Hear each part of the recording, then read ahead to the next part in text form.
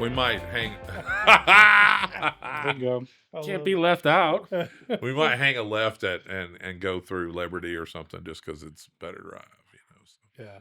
All right. Are we live? We are Rolling. We're rolling. We're rolling. What's up, We're Randall? not live. What's up? How you doing? Dude, that's funny because when I first met you, I would. That's kind of how I would expect you to be bearded like that, wouldn't you, man? How did y'all meet? How did we meet? Yeah. How did we meet? Well, not in prison. Okay. That's correct. We did not meet in prison. That's good. We might end up in prison one day, but no. So we met. We met through my brother. Our friend and brother, our brother, Michael Kruger. Michael Kruger had. I think you had written a script that he wanted me to read. I think, and I went over there. And but Amos's father has that Bible museum, and I was just like, "Whoa, this is so cool!" Yeah. So I had the coolest experience. It was the coolest first meeting ever, even though I thought I rolled into some kind of cult compound. So, but I don't really have I'll hang with some people in the cult compound. Right. Jesus loves everybody, you right? Fit right in, yeah. Huh? Yeah. You fit right in. I'm surprised you're not. Honestly, they kicked me out because I'm too radical. Like, you need to leave. Yeah, right. Yeah. So you got to take that off, though. I can't talk to you. I can't. It was. All right, let's do introductions. So we already know Randall. Let's meet Byrd over here. Yeah. How you doing? My name's Donald Byrd. All right, that's good enough. Yeah, we call him Birdman, Yeah, but we don't have his name tag yet. We got it ordered. Yeah. So, okay. So yeah, he's in Saved Savage, and awesome dude. Went to school with my brother. We found each other after like 30 years of not seeing each other or something crazy. So wow, that's pretty neat. Yeah, reunited, and it feels so good. Right. Yeah, there you go. Well, this is Ben. Ben goes to Mosaic. Yeah. He's now our. I'm gonna get rid of this thing now. Yeah, he's now our. Hold on, let me see it. Producer, engineer.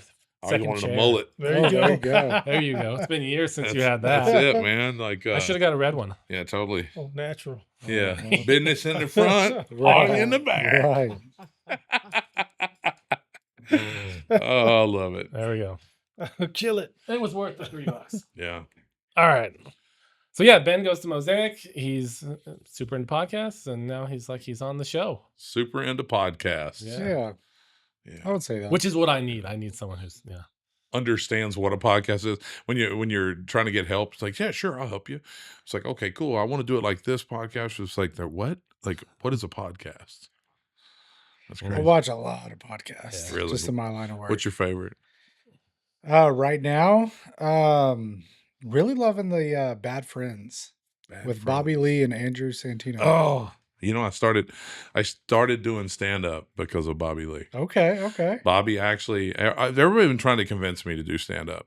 I lived with Owen Benjamin. We had an apartment together. I lived in their house, and a friend of ours moved out, and I took his place for like the rest of the lease. And anyway, and Owen would do a Saturday night at the Improv. So he promoted a Saturday night show. Yeah. So, and he was always telling me, you should do stand up and, crack everybody up and say something funny. And I was like, yeah, I don't know. And then eventually we were doing some kind of music video for Jeff. Man, he was the, oh man, he's an old buddy of mine, but I can't, he was on Saturday Night Live, then they fired him for Saturday Night Live. Jeffrey Lewis. Okay. Jeffrey Lewis, I think so. He played the drunk girl and all that kind of stuff. Anyway, we were doing a crazy music video for him, and all these comedians were there, and we're all in the green room hanging out. Yeah. And I said something that cracked everybody up, and Bobby was like, dude, I'm telling you got to do stand up. And I was like, okay, that's Bobby Lee. Like, this is, Nick, all these people had told me that before, but I was like, this just finally, it just tipped over. And I said, okay.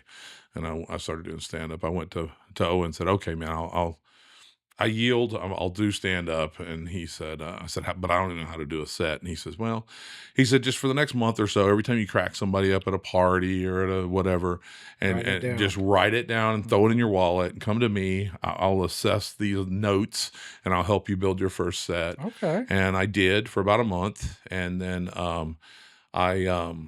he said, yeah, man, this is about a 7-minute set. You know, we sat down and wrote, you know, he made sense out of my joke, or, you know, kind of paced them, helped me pace it and all that. And he goes, okay, cool. You're going to go up Saturday night. I'm like, what, at the improv? Like, no.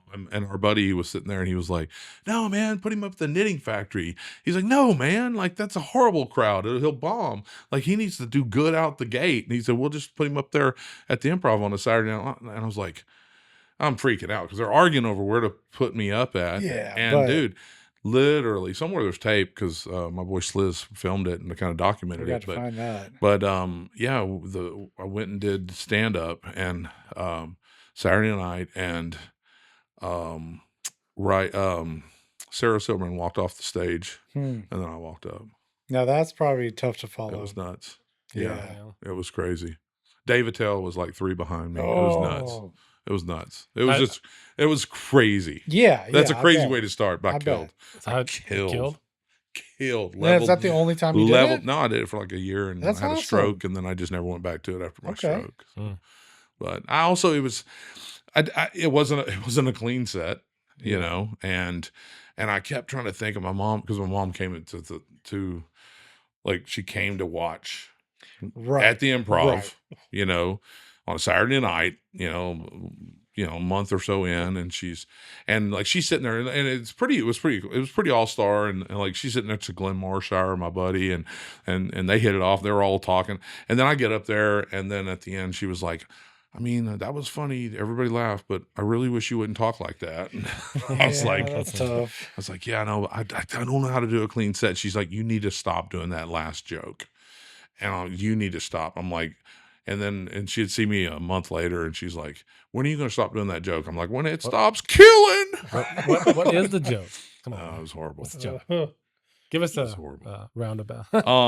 Basically, my set was, again, it's a 7-minute set, so it was about just how weird it is being from Texas, but living in Hollywood, you know. And I would talk about, man, this is not what that's not the direction I thought we were going, but I'm gonna get in trouble for a whole other kind of way. It hasn't so far. So anyway, I would talk about how, you know, I said, so speaking of homeless people or something, I don't know, something said, you know, set that up. And I'm like, you know, Hollywood has, by hands down, I've been all around the world, has the best looking and most attractive homeless people I've ever seen in my life. And they're like, everybody like laughs. And I'm like, no, seriously, like, you know, well, anyway, I won't go. So anyway, I go into that, and then I go, you know, and then my closing joke was how everybody's so into fashion. Like, guys are into fashion out here. I mean, I'm from East Texas. Like, this is not, you know, maybe your Wranglers or your Brush Popper, but like here, I mean, it's just, you know. And I said, no, for real, for real. I was, you know, hanging out with my homies, and at a party or something, and I'm kind of scooching by them. They're on the couch. I'm scooching by them on, you know, in between the coffee table and the couch, and, you know, and one of them's like, yo, are those new so-and-so pants or something? And I don't know, my buddy was scooching by us, and he says, and my one buddy says, man, are those so-and-so pants? He says, yeah, man, I got them half off over at whatever or something. And I was like, that's, and I just, and everybody's kind of, you know, laughing a little bit. I'm like, that was the gayest thing I've ever seen. And I've seen 2 guys. So yeah. And it just We can track leveled the the rest of crowd. that one, yeah. Leveled the crowd. That's funny. You know. That's So okay. Anyway. So Well, I also like Kill Tony. You ever watch that one? Yes. There are moments of it that, well, yes, I watch it quite a bit, because, you know, Shane's always on there doing Trump or something. It's hilarious. Oh my gosh. Shane's and like Trump that, is you so know, good. and like him, and then they had the guy doing the Biden, and that was really funny. So I watch it. You know, it's tough for me because it's so just brutalizing, unfunny comics half the time, but it's got its moments. Like, I like the clips from Kill Tony. Does that Definitely, make it's sense? a I don't hazing. think I could ever watch. Sorry, I don't think I could ever watch an old episode of Kill Tony. Right. Because, yeah, but yeah. So Yeah, you know you get what I'm saying. I Right? do. Last night Yeah. it comes out every Monday night. Last night was, in my opinion, not the best. He usually tries to bring in regulars to kind of Yeah. boost it back up. But the whole dynamic of pull a name out of a bucket Right. for a chance in front of the biggest live podcast. No, it's awesome. It's Star Search for comedians. Yes. So on a week-to-week basis, and the consistency. And now he's selling out arenas and doing all kinds of stuff like that. So I think the concept, I get what you're saying though. It's hard to watch when a bad comic does really bad, and it's the whole crowd is just kind of cringing. Right. And then but I mean, you did put yourself in that position. Oh, totally. That is right. But also, like, you know, like bombing in front of comedians for comedians, which is easy to bomb in front of comedians because, like, comedians, their Tough threshold is like what. That's why I couldn't go back. I just couldn't stay. I mean, it was, you know, you talk about getting jaded real quick. Yeah. Like I had a friend who never told this joke and never did. He actually ran the sound and stuff at the Improv. I think it's who. But he worked around comedians and was with comedians, and he had a joke that he was just daring somebody to say, and he was just like, yeah, you know, like, AIDS is so tiring, you know, and like it's just I'm so over it. It's like, you know, it just means nothing. And he had and then he was just like, I'm waiting for the bird flu to come by and kill half the people, you know, just stuff like I was just thinking, it's like, morbid. It's just like the morbidness, and it goes on. But I started to tell him that, and I'm like, I can't tell this joke, but I mean, it's, you know, it's you know, it's really is like that horrible, wretched movie of like the one joke. I can't remember what it was, but the one joke that every comedian has to tell. Did you? Oh, it's a horrible. Don't look it up. It's just they had, you know, this old joke that they had all these old comedians, all these famous comedians telling that joke their way, like finishing. It's horrible. It's horrible. Because you're talking about somebody who's been in 30 years of, you know, doing comedy for 30 years, and you basically, that joke is to try to gross the other comedians. Not the out, biscuit, is it? No. Okay. But anyway, it's just, you know, it's just a, you know, and so you're around a bunch of jaded people that, you know, it's not funny unless it's just the most offensive thing. Now, I'm not saying that's not what as far as what they say. I mean, they say, like, what, you know, you take the most offensive comedian and he doesn't even say what's in his mind. But living in that mindset to create that content, you have to, I mean, I'll tell you what really got me out was not that, I mean, a lot of those guys are my friends, like, and I can joke with them and have fun with it. But to approach life every single day trying to build a set. So every piece of news you consume, everything you're looking at it so cynically. And I was like, I don't know if I can do this the rest of my life. I'm not messed up enough. Yeah, it almost reminds me of how football got ruined for me for playing fantasy football. A couple years back, a couple buddies invited me to play some fantasy football. And I'm thinking, sure, what is this? Yeah, let's play. And then now, instead of going from watching one game a Sunday, waiting for your team to play, you're watching all of it. You're trying to watch all the games. You're rooting for teams that you would never even root for just to get your, you know. And after a couple of years of that, you get jaded, and I'm just like, I don't even saturation. I quit watching altogether. That's funny because all my life, and I'm a pro wrestler. I started as a pro wrestler, so I look at everything already like. I mean, you talking about a conspiracy theorist, bro. Like, it ain't no wonder Jesse Ventura is such a conspiracy theorist, because you just see behind the curtain on everything, and you're always looking, that's what we're seeing, but where's the curtain? You know, so I can't believe. I always I wonder, like, man, I can't believe that nobody picked up on the rigging of, you know, or like, you know, the conspiracy that the NFL is rigged and the NBA is rigged and all this. And I was like, I can't believe that this is just now getting out, really. Like, you know what I mean? Yeah. But then you just explained it, because everybody would just watch one game and be so fixated on their guys. And now they started watching all the other games. Now they're sitting there going, yeah. It's like, what whoa, rewind that. Hold on. What the, Yep. what just happened there? because everybody started consuming it so much. I've never put that connection together either, and that's interesting. I didn't until just now. That's crazy. And I'm the first one to. You are the first one to sip liquor on Christians this drinking Christian podcast. so. Yeah.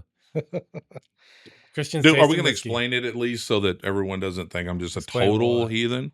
No, Well, because he gave me some gum. Oh yeah. Oh my Lord. He gave me some kind of gum, and we're not going to say what it is because No, we're not. they may be a sponsor You don't because wanna- he loves the stuff. But he's like, hey, you want some gum? It really picked me up. And I was like, oh, yeah. Oh, it's horrible. It had like, do you have aftertaste. something else? Like, there's whiskey. I'm like, oh, Oh, Basil wash it- Hayden. wash it Okay. down. There you go. I don't mind So advertising I got a real Basil question Hayden for for free. you then. Right. Real question for you. Mhm. Did he do it? Yeah. Yes. And then some. And then some. Care to elaborate? Well, I mean, I don't even What do know. you I don't know? even What do know you what know? you're. When you say it, what are you talking about? Because it's every day something else is coming out. I'm just assuming that yes, that Diddy did it. I mean, I never went to a Diddy party. Yeah, get that on the record. Oh, I would be. Yeah, no, I I'm way too broke to have been I to a know, Diddy I party. know. I'm like, if I'd have went to those all white parties, I'd be like, no. And thank God I didn't, because I'd probably actually been in prison if I'd have seen some. I don't know. I don't know what. Or they went would have on at offed Diddy. you by now. I don't know what. Well, I mean, I figure, like I say, I've always, I've heard about some parties in Hollywood, and I've heard of other people, lore of people, finding out about things at a party. And if I, my friend Mike Smith that did the. I don't know if you got to meet him. Did we go meet him when we were in Tennessee? But he did that documentary Out of Shadows. We did not. Okay, so that's a good guess for you if you want to end your career. No, no, I mean you should. just He's getting somebody started. interesting because he was just to set it up. If you look it up, Out of Shadows, he was what's his name? Bill and Ted. Come on, what's Keanu Reeves? Keanu Reeves' stunt double, I Okay. believe, and he was the stunt coordinator on most of those movies, and he was a big time stunt coordinator, and then ended up being a director, as a lot of stunt coordinators end up being, second unit and directing. So he directed and big time stunt coordinator, and he broke his back in a gag, I think, for a Keanu Reeves film. And anyway, so while he did that, he just started everything. He woke up. He started seeing behind the curtain. Now he was out there partying in front of the curtain, all of his friends, and then he's like, "Oh my God, There's a recent. I just thought that dude had weird taste in art. Yeah. I didn't know that he Right, was, that all this stuff is going on." Mhm. And so anyway, but he and I talked. We're in Nashville at NRB one year or something, I saw the cut of that, like the 2-hour cut or something, way longer than what you can watch.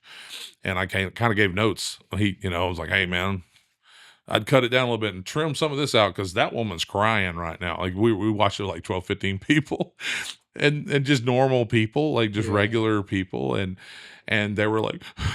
I mean, horrified and mortified because he broke Pizzagate on that thing, and it's crazy.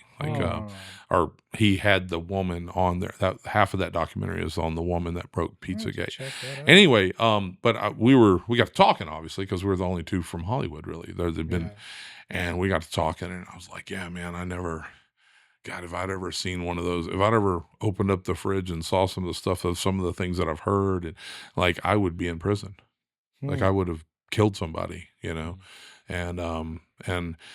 then I was watching a podcast, Shay Shay or whatever, Club Shay Shay or whatever, and he had Marlon Wayans on, Okay. and they were asking about the Diddy thing, and he says, "I went to them Diddy parties, but I left early," and I actually believe it. I mean, I'm sure a lot of people are going to say that. I actually believe. I mean, I don't know Marlon very well. I met him once through Terry Crews, and I met Marlon and Damon, I think, and I met Denzel Washington that day on the set of Behind the Smile. That was a movie about Richard Pryor and Eddie Murphy and stuff. And anyway, the Wayans were doing it, and I really liked them. Thought they were really cool people. And I do not for one second doubt that some of his stories that he was telling, where he's like, "Oh, I saw. Well, let's not go over there." Like, "Hey, y'all," and then he walks off. I kind of feel like that family is probably that way. Like they stay out of that kind of stuff, and make their own stuff. huh? And make their own content. Yeah, but I mean, also, yeah, exactly. I mean, they kind of do things their way, so they can do things their way. And also, I think they're probably just good, decent people that would leave early because it's like, hey, once the kids are kicked out, we're leaving too. And I kind of wonder sometimes, and that's why I was talking to Mike. I'm like, I wonder if sometimes, like, we were at those parties, and then they said, "Oh, he's gone." It's like waiting for because those people that do that type of stuff, I think they have a good sense of he's cool Keeping and it he's under not. the I mean, think table. about you've never been around any of this probably because PK, but like potheads know it's like no, I could tell he ain't cool, but oh yeah, he's cool. Yeah. Hey man, you want some of this? I mean, you just kind of get Potheads can recognize other you kind of potheads, get for a sure. feel of who's cool with stuff, and I'm sure the satanic pedophiles are the same way. Probably. I mean, I'm not saying that they're satanic pedophiles. They probably got a handshake, I'm sure. Allegedly.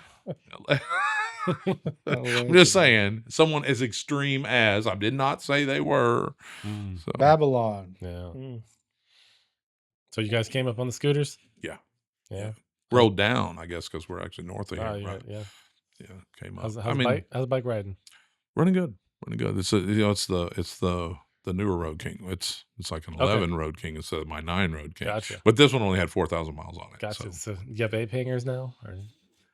No, my buddy did this bike for me, and he put like 12s up, and he's like, I'll put bigger bars up because I know you like bigger bars. I was like, yeah, these are normal now for me. Like I still feel it. At least I'm not like riding a tricycle. Like, I feel like on the like a Road King with regular bars. I feel like I'm like a kid riding a big dude riding a tricycle. Scooter. Yeah, like so they fit pretty good. But I like 18s. So What are you riding, Byrd? I have a Honda VTX 1800. we don't talk about that. Okay. No, I'm just joking. Actually, it's funny that I tell people my third bike's going to be a VTX for when my Harleys are broke down because inevitably they are. Yeah. Right. That way, when I roll up and they go, "Really, you're riding a Honda?" I was like, "Yeah, both of my Harleys are in the shop. Shut up." And they'll go, Yeah. yeah, I know. Okay. Well, I have a Yamaha, so Yeah. yeah. Yeah, It's a VMAX absolutely. though, so that gets a little That respect. gets respect. mad respect. Like Yes. for real. Like when you say I got a Yamaha and they go, okay, it's like it's a VMAX. Oh, Yeah. because even Harley guys love VMAXs. Yeah. Yeah, you So, cannot Haven't not ridden love it a in years. I need VMAX. to Totally get those do too. four carburetors tuned up together, and Oh yeah, that's the problem. Yeah. Mhm. sounds pretty though. Yeah, absolutely. Yeah. So what did you so what have you been up to, man? It's funny because we're like partners on like projects and such, and like Americanic We've and kind of all been that. incognito with each other for No, a it's month weird. or two. Well, you were ill, bro. You were illin'. Yeah, I had pneumonia. Yeah. Yeah, it was. So it took about 6 weeks to get over that. I mean, It's been going around. Town. Dude, I It's a had friends that communal had thing. AIDS that didn't stay sick as long as you. But don't Well, see, thanks. you got me. Yeah. Lord, forgive me. This is why I had to quit. This is why I had to quit comedy because I go too far. There still could be a way to get back into it, but to Man, have your own. I can't think of a clean set. I watched the crap out of Dry Bar and all that, thinking like, man, I could, and it never. My mind does not work that way. That is so difficult, or a gift. Right. It's a gift. You know who does it really well, in my opinion? John Christ. Yes. He skates Yeah. because he was, I believe, was a PK. Yeah. He grew up in that, and he knows where that line is with the Christians. Right. To I'm gonna hop look. I'm gonna back look and him up. 'Cause forth I know that's over. who I'm thinking of, I but don't if it know that is, name.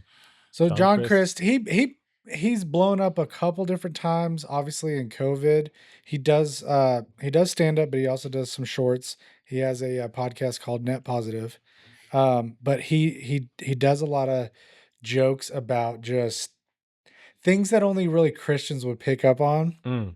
And like I said, just kind of skates. So that not just line clean in little like bit. a Jim Gaffigan sort of way, or who's the other guy who's clean? Nate Bargatze's pretty clean. Lord, Dry Bar's full of them, and some of the funniest people in the world. Like Yeah, for Dry real, Bar's some of the pretty funniest funny. comedians ever.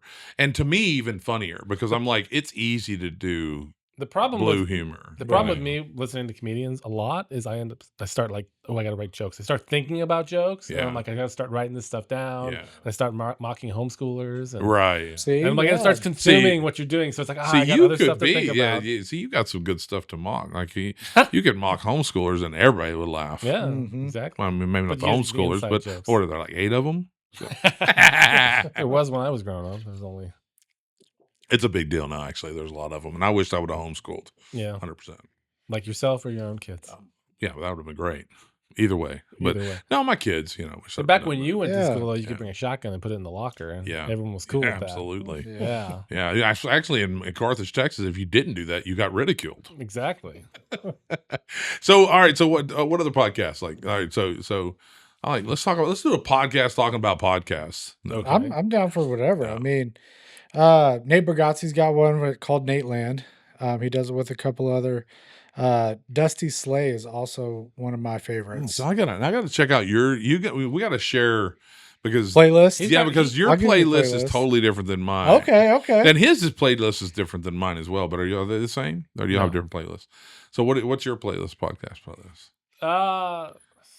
Not Flipping the interview. Political. Hey, I'm flipping the it's interview. a little political. Then there's like probably the most regular one is Hello from the Magic Tavern, which is not safe, which is not kosher. Okay. It's an improv. This guy, like the backstory is the guy got sucked through a portal into another world that was behind a Burger King, and he's in like a Lord of the Rings type land with an incompetent wizard and a shape-shifting badger who's always a badger. Okay. And then they just bring guests on, Wow. but it's all improv people. Wow. So, wow. So is it like a D&D's type? it's not role playing? No, because they're doing it's an interview podcast. But they're And playing roles, They're interviewing right? like Are they a are nymph the or are a the fairy or a knight or a paladin or something, and it just gets weird and crazy. Oh wow! So you just like, all right. Well, let's move on from that weird and crazy. Yeah. Give us we got one that maybe we can all connect with. Interesting, though. I don't No, know. that's it. Yeah, it's Just weird and crazy. I'm not. You're not a big. I don't know. podcast I've guy. lost my phone a couple times, and so my podcast list shrunk and then grew back up and shrunk. What about and grew you? Back up. Yeah. Birdman. I think I watched your podcast once whenever you interviewed him. There Other you than go. that, I'm not a big podcast Really? guy. It's not for everybody. I Yeah. get that. I've got family members that are like still listening to Fox News and Right. whatever the case may be. That's how they get their information. Mm. But I mean, after COVID, the podcast Yeah. scene blew up. Yeah. It really did. Yeah. It's really interesting that you bring up the role playing with the bringing on guests and stuff, because I just and mind you, as a Christian, I have to really. I'll try it out and then I'll be like, okay, Watch what you Lord, all right, ingest, Lord, yeah. what Mm. I don't think I need to even be ingesting this.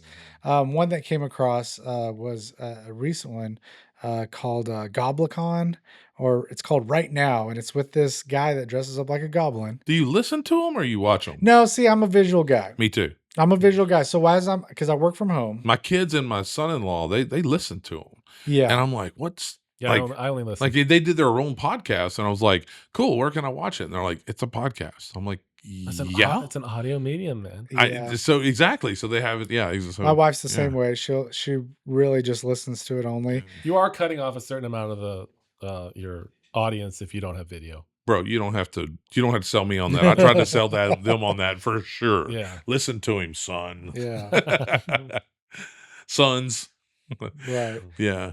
But yeah, so it's been really interesting. So you're way out there. Like that's so interesting because to me, when you talked about like podcasts, like okay. how they're still getting their news from you switched from like news, like, oh, they're getting their news from there, but then the next podcast you mentioned was Gobbler or something. And I'm pretty sure that didn't. So to me, Yeah. when I look at podcasts, so we might look at them for a different reason.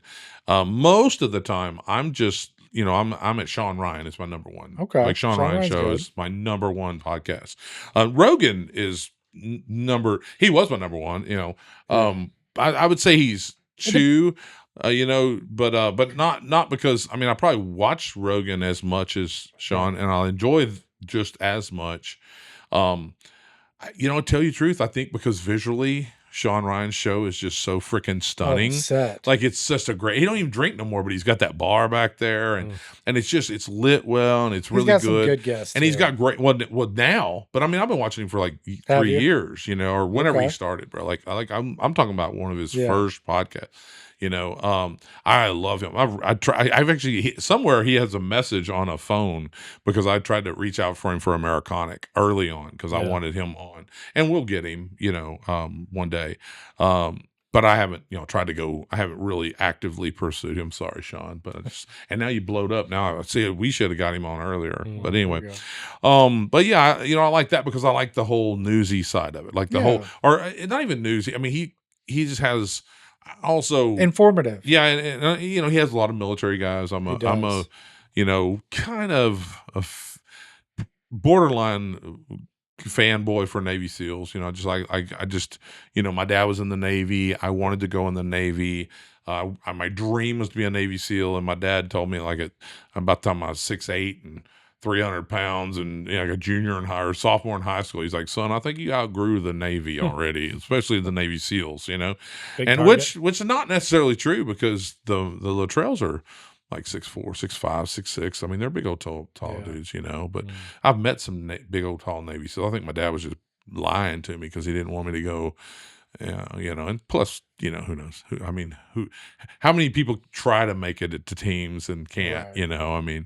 Dropout rates. But I love it. I'm a real fan of that. So I love the Sean Ryan show. I watched him before he had a podcast. Also, I watched the like the whole survival type stuff, and I've been in all that kind of stuff for a long time. So, but I have started watching like. Oh gosh, he's the funniest comedian. I swear he cracks because he cracks up Joe Rogan all the time. There's all these videos of him. Got the mullet from like Theo Vaughn. Yeah, I didn't like my kids turn me on to comedians now because they'll be. Did you see the Trump one? Huh? Did you see the one recently with Trump? No, I haven't watched it yet, but I'm going to. It's there to watch. I just haven't got to see it yet. I thought that was really cool that Trump did Theo. Well, he also did another podcast that I also watched called Flagrant. They're based out of New York with comedian Andrew Schultz. Okay, I know. Yeah, I saw that. I saw some of that. And and so he's making these podcast circuits, and I think it's genius. Trump. Yeah. Mm-hmm. I think it's genius. To what Kamala's doing? I could care going less. On Howard Stern and Call Me Daddy. Yeah. Yeah. It's like, could you literally? They are doing commit they're suicide. going around to their own crowds though. It's crazy. Although no, they're funny not. They're Trump's fake crowds. Comedians. Have you seen that? Have you seen all the like they? It's, people. No. I mean, like their audience, like the Call Me Daddy audience, is going to be very Kamala. Stern's audience has moved very. I would assume. I bet. I don't know how many. I don't know if I bet he's dude. Either I don't know. I heard she lost. I'd be like that dude is either. I mean, when he came out that hard against Trump, and he didn't come against Trump, he came against his voters. Like that's the most like. I think it's about the money though, because like from the higher up, the media is trying to push a certain direction. To the left, I don't know. Maybe they got it. Maybe, but he might be on Diddy's list. I think he's on. I think it's either Diddy's list and he's got to scorch the earth, or like he's controlled opposition because like and like it's too weird. Nobody would, no sane person, no seasoned professional would disrespect someone's voters like that. Like that's the Hillary dumbest Hillary thing. did it. Yeah, but I think they're all crazy people. So, and I think they're in a bubble. And that puts. I think the coasts are in a big bubble, and they don't see the world around them. I mean, there's a reason they call this flyover country. Oh no, I know, because that's all they do is fly over it. Yeah. No, trust me, I know about the bubble. Hollywood and all that is in a bubble, and they'll be sitting there saying there's no way nobody's going to vote for Trump. I'm like, okay, you clearly have not been in the real world. Right. I'm living the real world, and I'm telling you. And by the way, you also are around a bubble within a bubble because the people that are not on your side act like they're your side so that they get hired. I mean, so they're even a lot of yes men. Yeah, they're even like, oh yeah. I hate that guy. Yeah. And then that's why the polls are so skewed because unlikely 100%. voters aren't going to answer polls for one, and then two, Trump people are like, you're not going to answer the phone Oh. half the time or the question.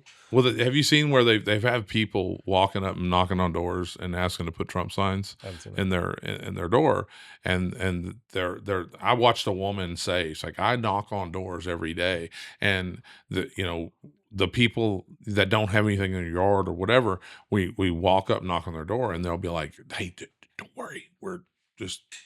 They duck back in the door and said, "You're good. You don't need me. My vote. You got my vote."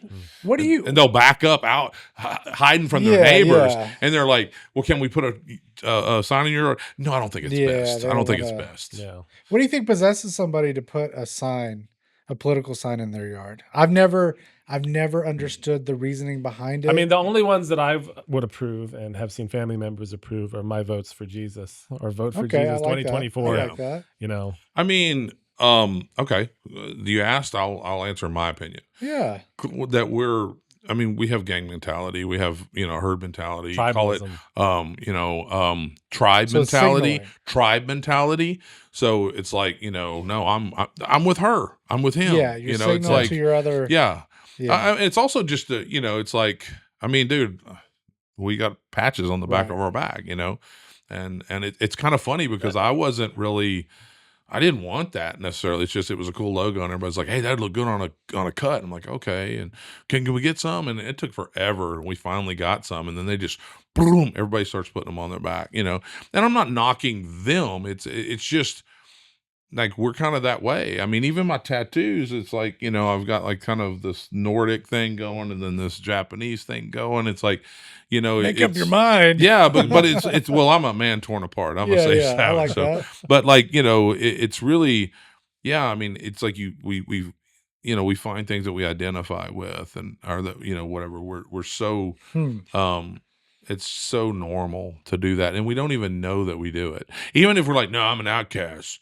Like I don't get along with anybody. Me and my little weird friends just hang out together. It's like, no, you found your group, yeah, like your group. Yeah. I remember this one thing. I remember years ago, I had a prayer partner. Every morning, I had a business. I had a plumbing company, and he had a glass company, and we were both believers. My parents were friends with them, and every morning at 6 o'clock for like, I don't know, 2 years or something, we met, and we would pray. We'd get in the Word. We'd go through a book in the Bible slowly, and then we'd pray and pray for our families, pray for our country, pray for our businesses. Yeah. And it's just the two of us. And he was, he would invite me over. Hey, we're doing Wednesday night. We're having, a meal at our church and all that. I was like, well, I really like that meal idea. And I went, and then I was just like, man, that's a really cool church. Like, he said, I told you, man, it's a cool church. I'm like, yeah, man, I just can't believe that you would go to a Baptist, like a church that has like a denomination on it. Because I had gotten so seriously non-denominational that I was like, if they would take that Baptist off, I might go, and then God just like, bam, like slaps me off the back of the head and just speaks to me as clear as can be. Do you realize, son, that you've let your non-denominationalism become a denomination? Yeah. I'm like, oh. It's like we kind of just do that. I mean, we establish denominations, we establish cliques, we get vests, or we get, we all wear the same, I mean, you go to like girls, they're like, oh, we're all going to wear, pink shoelaces or whatever. I mean, just like that's kind of what we do. We click up, man. You go to prison, you click up. Yeah. Better. So, I think that's kind of it. I think that's what it is. And maybe you're just too undecided to click up. Maybe. Well, and I obviously, as of late, the signage has exploded all over town. So it's becoming which way, I am way, like, okay, we're deep in the South. Yeah. We're deep in red territory. right. And I am surprised by the amount of Yeah. Kamala Harris wall signs around, because that's the sign that gets around here would get knocked down and torn up, and you need to put razor blades on. Right. Whereas you put a Trump sign up in Austin, Right. That thing's getting destroyed. Yeah. But here, I am surprised. That's interesting. There's that many teachers here? Just like, But union members. I mean, there's Yeah. no union members here. What is up with Yeah, that? a lot of the There you real go. men. Which now, you know, like Trump's pulled so many of the union members and stuff now. Yeah, that's Yes. shocking. Yeah. That he's got the It's Teamsters. actually shocking to me it took that long. I mean, I've got union friends that we argue all the time. Well, I don't argue much on Facebook anymore, but I was just always Wise arguing. decision. We would always, I'm like, dude, you're like, you can't really think this. You can't hate this guy that much, you know? Yeah. So, but he was big in the union, you know, he was a president of a union. So, I just remember a couple years back, I went to a birthday party. I think it was a nephew of mine, and some distant cousins of theirs were there. And I think he had to have been a sophomore, junior in high school, and was wearing a Trump hat.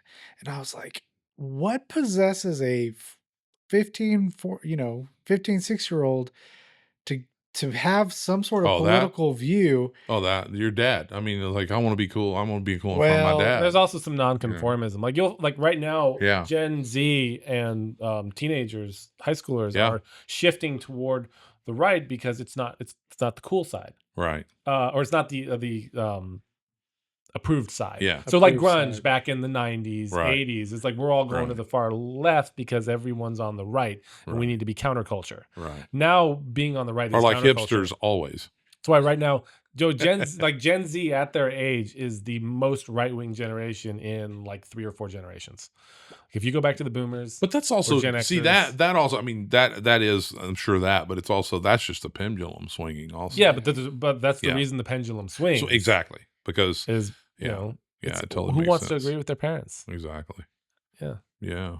You're very cool. Who among us agrees with our parents completely? Yeah. You, Donald, Yeah. come on, man, speak up. Oh yeah.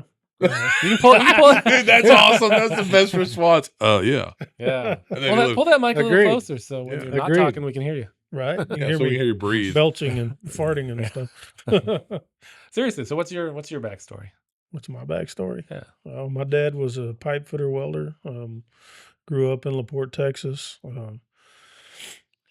Let's see. I went to school with his younger brother Rick, and yeah. Well, at least for a little while. Rick was from Carthage, and then he moved to LaPorte for a while because they had a plumbing business there in LaPorte, and that's how I met up with him. We became good friends, and then we kind of lost touch after high school. You know, he went his way, I went mine, and went straight into work. You know, I've been working my tail off since I was old enough to work, 17, 18 years old, you know. What line of work? I work right now. We're in a chemical plant operator. Okay. Yeah, that's what I do. I run the unit. You know, produce hydroprocessing catalysts, which I bore you to tears if I sit here and talk about that. I mean, Yeah, this is yeah. Christians talking about shit. We can talk Right. about whatever you want Right. to. Okay. Yeah. Yeah. So how I got hooked up into this group, we Saved Savage. yeah, Saved Savage. Like I said, I knew Rick. I started going to this church, Monument Baptist in Deer Park, Texas, and one of the other members of the church, he saw I was riding a motorcycle, and he says, "Well, hey, I know you're from LaPorte. Do you know Randal Reeder?" And I said, "Well, I know who he is. I met him once a long time ago. I know his brother Rick." He said, "Wow, he's getting this ministry together where they go into bars and they talk about, you know, have church services." And I said, "Man, that sounds like something I'd be interested in, you know." So I started kind of researching it. I got PureFlix just so I could watch him do Sons of Thunder, and I loved it. Loved every minute It of was a it. good movie. Yeah, Good show. it was. Written Great horribly, show. but Yeah. No, we try. No, I love that Amos show. wrote that. Oh, I didn't know if you know my that, goodness, I did not know that. Yeah, but Amos you- wrote you- every one of them. I love that show. I didn't wrote- like the I wrote the second one good as parts much after, because but- my Yeah. buddy wasn't in it, you know. But yeah, so I started researching it, and I got into it, and I went by Nitro Cycles one time, and I didn't know Richard at the time, but you know he was there, and it was a cold day, and I was like, man, maybe I could use some chaps because I was freezing my behind off. So I went in there to see if he had some. He didn't have any. He said I'd have to order them, and I was like, So I got to talking to him about Rick, and he's like, man, these guys come here all the time. They're always up here. So he's like, I'll get him on the phone right now. So he calls Rick up, and the rest is history. I just Yeah. started running with these guys, and here I am. That's So you're a awesome. churchgoer prior to this? Or Yes. yeah. Yes. So but are you a it's saved a different savage? world. Are you a saved savage? Or are Yes, you but my a savagery lightly saved savage? probably to the lightly side, because my savagery was at a very young age and it stopped at a very young age. You got out early. Yeah, I did. But I still had friends, that were, I still have friends that are, didn't quite come to, Jesus as soon as I did, so, but And he still struggles with metal because he loves it. I do. I love No. metal, but I do. I listen to rock- some like metal? thrash Rock metal. metal? I love Oh, the okay. the He harder the likes better. it hard. So I like- Not Yeah. industrial. Okay. Like, Hey, not, I not metal like metal. everything. Like working at a metal plant. no, steel plant, metal but like yeah. Yeah. Yeah, I like Demon Hunter. Is probably my favorite. Oh, okay. Okay. Yeah. Is that a Christian band? Yes, it is. Oh, there you Yeah. go. Yeah. They're great. So How's Nitro doing? he's doing good. We're doing a benefit for him this Saturday. You want to talk about what happened? Yeah, Nitro. Wow, what happened to Nitro? Well, when he was a kid, no, I'm just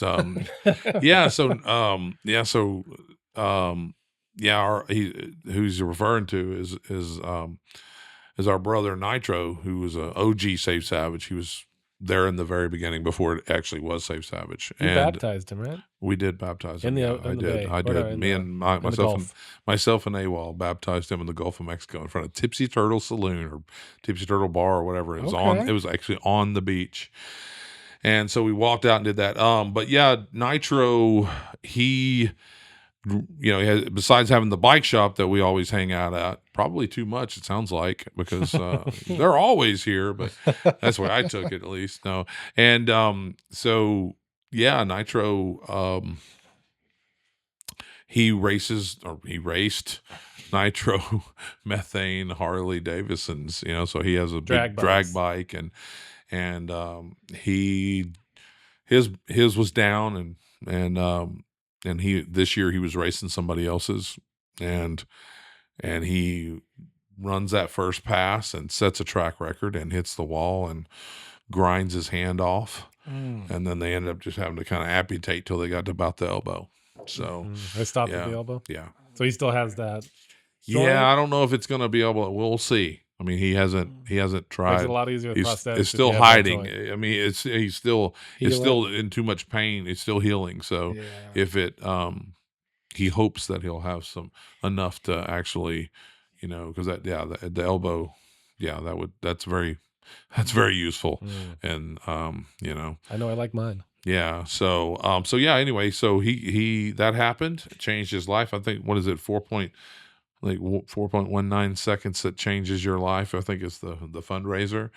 And so we're doing a benefit this Saturday at what is it? Something Rock Newtons. Rock Newtons, I believe. Yeah. You can find that on the Saved Savage Facebook page. Yeah, probably so. And yeah, oh yeah, definitely on the Saved Savage or mine or anywhere.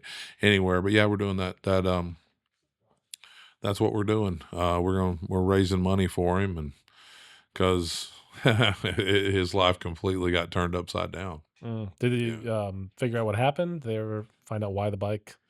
Yeah, I the don't want to go wall? into all the legal, but I mean, it's, to me, seems a blemish not officially, but a blemish on the track. Really, it slammed him into the wall. So I mean, I don't know. I don't want them suing me, but Wasn't the bike necessarily. no, it was an issue. So and anyway, so yeah, that changed everything for Nitro, and but I tell you what, I've never seen anybody. I never expected anybody to take it so well.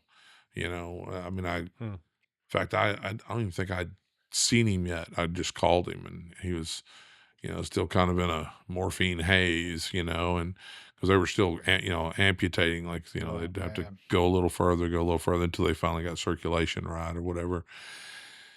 And he was like, yeah, it's like, I was like, dude, like, I'm so sorry. He goes, hey man, I'm just praising God that I'm alive. And, Yeah, that's awesome. and, I don't know what I'm going to do, but maybe something pastoral or something ministry. And it's like, he said pastoral, which is kind of funny. I was like, I think that's what he was just thinking, instead of just saying ministry, but I think that's what he meant, is ministry. And, so yeah, he's talked about going to Bible college and all that kind of Wow. stuff. Like, it's, Wow. it's it's changed his life How old is he? completely. Gosh, like 55 or Okay. something. 50. Yeah. So he's a little older than me, but not much. Yeah. So, It's the crazy thing about bikes. I mean, I know it can happen in a car too, but like it can 100% not be your fault, and you still get taken out. yeah. I mean, it's definitely, the potential for mortality is more there, or the potential for just massive. There's no cage around you. There's no protective, but at the same time, you're just like, ugh, I hate being in a cage now. Like if I could make every meeting on Be my freeing, bike, yeah. like I'll never drive anymore. Like I mean, how often do you see me roll up and that I'm not on a bike? I just like even through the summer here, and it's like 113 degrees. You gotta sweat it out. Yeah, I'm just like, well, Yeah. deal with it. I just had to pull over and drink more electrolytes. So yeah, man. But Well, I mean, you're definitely in touch with the world. Like when you can smell everything, feel You are. everything. and to me, I'm always closer to God. Yeah. Like 100%. Like I never pray as much as when I'm on my motorcycle. Never. Would Ever. Jesus ride a bike? Ever. He does. And if so, what brand? Yeah. It'd definitely be a Harley. I think it'd be a Beamer. No.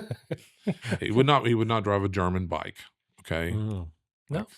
God loves the Germans. No, I too. mean, I don't know what he would drive, but I'd assume, my baby Jesus would grow up in America, Dear baby Jesus. and he would definitely ride an Indian or a Harley. Indian, that would be. Yeah, I was about to say those Indians are sweet. So yeah, but I mean, for real, man. Like I just pray a lot. Like I talk to God. I mean, I talk to God all the time anyway. But when you're rolling around in the car, you're on the phone, and like with me, you've ridden with me. We've ridden together. Yeah. Normally the phone's ringing all the time. But I tell you what, it's actually trained people not to call me as much. Really? It's funny getting the video text when you're like, I'm on my bike, I'm on my way to you. Yeah, that's it. Well, it was easier. I was like at a stoplight, and I was like, Yeah. I don't really have time to text or call, and I don't want to pull over. And I was like, we'll just record it, and then I get to the next stoplight, and I'll hit send. So It's funny, we were talking to Garth yesterday, and he was like, he loves skiing. And who's Garth? his guy from church. Okay. It's a guest from yesterday. Okay, Maybe we cool. should have you on Yeah. together. But yeah, he does a lot of like prayer and contemplation while skiing or spending time on the lift. That quiet time. Yeah. I mean, yeah. Well, I guess I've never been on a lift, but that makes sense. Never been And if you're going up a mountain that you're going to ski down, it'd be good to pray. You've got the right build for skiing. What are you talking about? Real top heavy. Yeah, exactly. That's just awesome. Yeah. Yeah. So no, I really talk to the Lord a lot while I'm riding, and even if you're with a pack, that's something interesting, because you can be with like go to prison or something, and we're in a prison, and then God's speaking to me on the way back for 2.5 hours on a ride with other people, but I can't talk to them. Like we're rolling 80 miles. 60, whatever the posted speed limit is, we're rolling, of course. With helmets. Of No, course. y'all do wear helmets. Y'all do wear helmets. Yeah, most of us do. So, even if it's a skid lid. Yeah. Well, I do. Honestly, I used to wear one that was just, what do they call them, novelty helmets, Yeah, it's a skid and I like them better. I like it better because to me, it's about keeping the sun off my head, to tell you the truth. So I might go full face just because my cheeks are getting all crazy. I'm looking like Santa Claus. So, but I don't know. Side of my face would be broken without a full face helmet. So yeah. Oh, I'm sure. I mean, I'm not saying it's not safer. Of course it is, but so's a Volvo, and I'm not buying one of those anytime soon. No. They make good cars. Unless I buy for my wife or my kids or something. So I want them to be safe. I'm a total hypocrite when it comes to safety. For me, it's safety third. For them, I want it to be safety absolutely first. So it's kind of a warrior mentality. Yeah, I guess. So as we're kind of talking about bikes and riding bikes, obviously with the big beard, I always get asked, but I don't ride. Right. Never? So, wow, you're posing. I have, You missed but a good I chance. You're don't. posing as a biker? Is that what it is? No. I don't think No, it it's is. totally not. But the He doesn't have enough tattoos. Huh? He doesn't have enough tattoos. Right. The tattoos are expensive. You want some good ones. But okay, so ultimately, there's a connotation that goes with riding on the highway with a bike, and especially if you're with a group of guys, and you do have your badges and everything. But then there's a flip side of the dangers of riding alone out there on the highway without an association. Is there any levity to that I mean, in very these little, days? very little. Like I don't think anyone. I've never heard of anybody Really? getting curb checked Yeah. by a 1% club or something Right.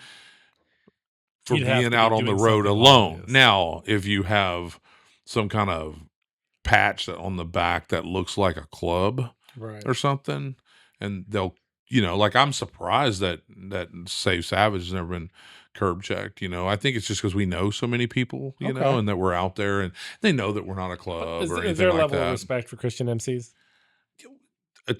Yes, but Okay. at least a tolerance, for Like, is there you a know- fear of God among the Banditos oh and the yes, Hells Angels? absolutely, And- absolutely, Right. absolutely. And now there's some contempt also, but I mean it's kind of like anywhere else. I mean, well, maybe I guess it'd be like, it'd be anywhere else that there's outlaws. You know what I mean? You take the oil field or something where I would think there's a lot of outlaws in the oil field. And there's a lot of people that are like, praise Jesus and pass me another beer, and because there's a reverence and respect for God, but there's a couple of hardheads that was like, I ain't got no time for that BS, so Every pack's gonna have. so I mean, so yeah, exactly. So especially where they're outlaws. I mean, I would say there's less contempt. There's less contempt for Christians in the biker community than there is in the in the educational system or something. I mean, that's where you get the current culture.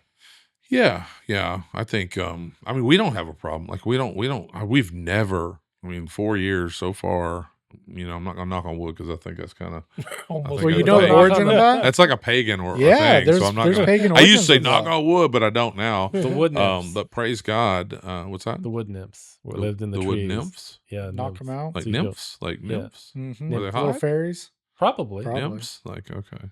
Yeah, you They're go- probably they still lived in around, the you just tree, can't go see 'em. knock on the wood, and Oh, I don't know. wow, that's interesting. Yeah. Yeah, I I have don't know. no But idea that's anyway, where that came from. yeah, I knew it had like pagan origins, so I was like, Yeah. A lot of things do. yeah, a lot of things do. Let's not talk about Christmas. Yeah. I know Terrell wants to have a podcast on Christmas and Easter. Oh and man, he wants to talk about this stuff. I'm like, all right, Yeah. I might have to do How it. about Halloween? I need to brush up my research. Well, Halloween's obviously pagan. Right. Like, there's no Christian aspect to Halloween. It astounds me how many Christians, no offense to anybody that does celebrate Halloween, yeah, it's crazy. but So it's like, can't believe it. wow, what are we doing? Where we moved to is like prime trick or treating territory. Oh, I yeah. bet. So I think we're gonna take the day off. We're gonna go somewhere, go camping or Just- something. Because you don't want to be the guy who's like just spoiling Eggs all over our yeah, door. yeah, or Yeah. handing out tracts. Yeah. 1611s. We'll hand Yeah. out 1611s. Oh yeah, that'll be good. Yeah, I can't. Yeah, I'm blown away by it too because I've, in fact, my kids are kind of into Halloween. Like they're adults now, and it's probably because we were so not into Halloween. Like we were Right. so, like I was like bah humbug. I'm bah humbug on everything. To tell you the truth, I wished I could not do Christmas. Like I really do. Like my kids, I got kids and grandkids, so but we don't really go all out on the Santa Claus thing and everything. And I usually go to their house because they're kind of doing that. Like and my wife is European, so she does it, but actually it's way more pagan when she does it Oh, than I'm even sure. I mean, because it's more like Yule tides and and all that. So which is very cool. I mean, Does she believe in Krampus? I don't know. I don't think they take it like that. But you just seeing the influence. Like I spent Christmas last year there, and it is not Christmas. I mean, it's really not Christmas. It's like it's Well, it's not very the Coca-Cola Christmas. yeah. It is Yeah. very.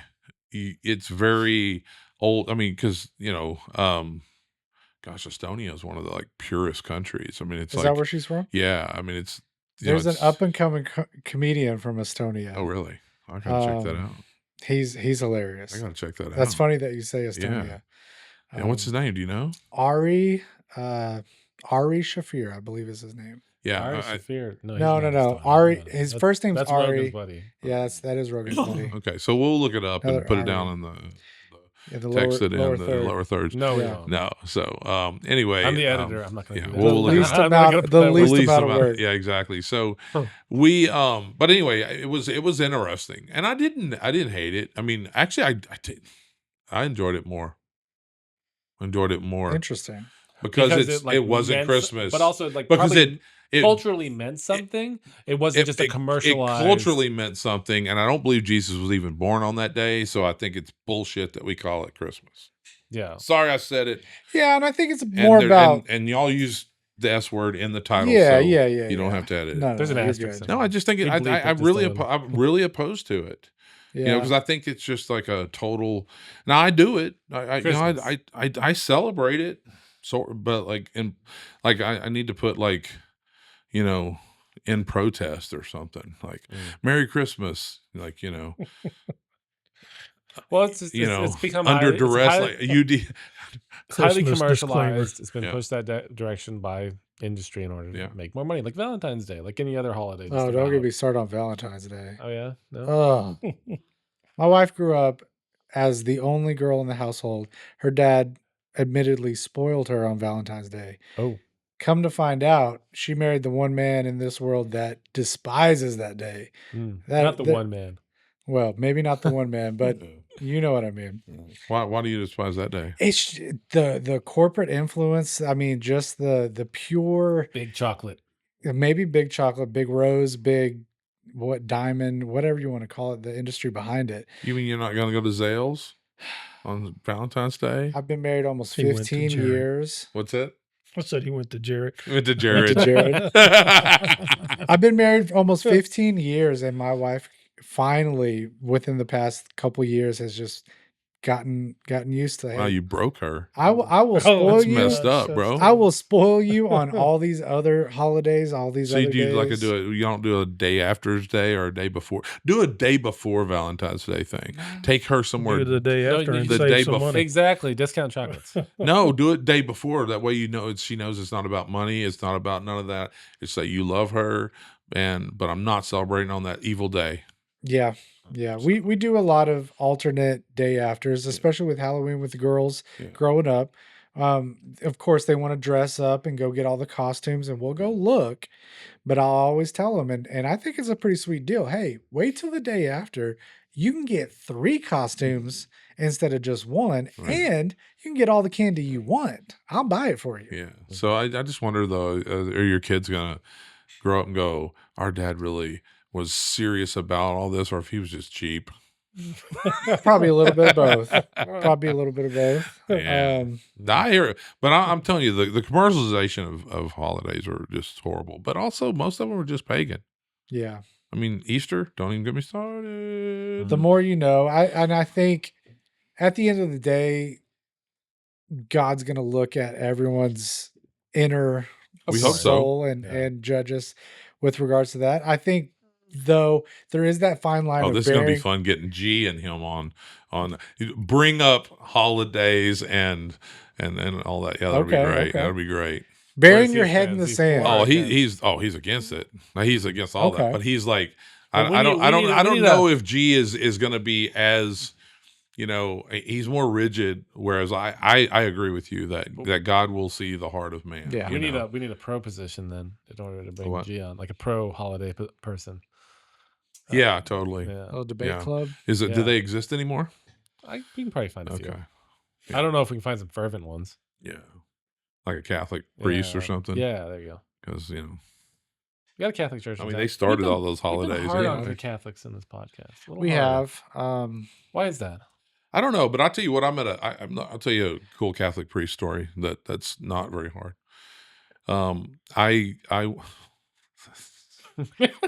Tell Anyway. your story. Tell your story. and Anyway. then It's not a circle comedy back. set. Oh wow, Lord. So anyway, so So this I priest went. walks I into went a to. bar. I went to the Deadpool Wolverine premiere, in New York, and I went up there, and I kind of wasn't gonna go. It's like, yeah, I went, and And I was nervous about some of the stuff that's going to be in Deadpool, especially like this one thing I knew was going to be in there because I read about it. I read it in the script, and then it didn't. And I was like, oh, thank you, Jesus, they cut it. Like, just some internal dialogue and all that. But I was a little nervous about it, so I was much more happy because I was like, oh man, this is going to drive a wedge between me and every church organization ever, and then it's gone. So it didn't happen. So praise God.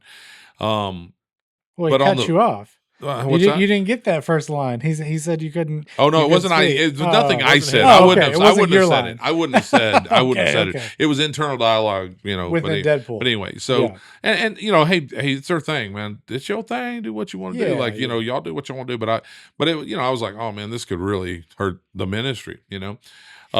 But it was gone, and that's cool. So I was like, okay, I can't believe I wasn't going to come. And a lot of it was money and finances and all that. But I was like, man, I can't believe I was even thinking about missing this because this is freaking awesome. Like, this is the biggest.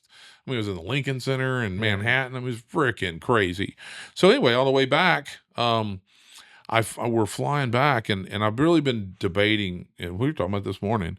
I've really been going back and forth on, like, did I leave Hollywood before I was supposed to? Did I just get, am I supposed to be in Hollywood? I've had dozens of people tell me, you need to be in Hollywood. Go back. You need to be the light in Hollywood. I'm like, one, you're overestimating my power and influence. Okay. First of all, like, me being the light means very little compared to, somebody who's famous or whatever.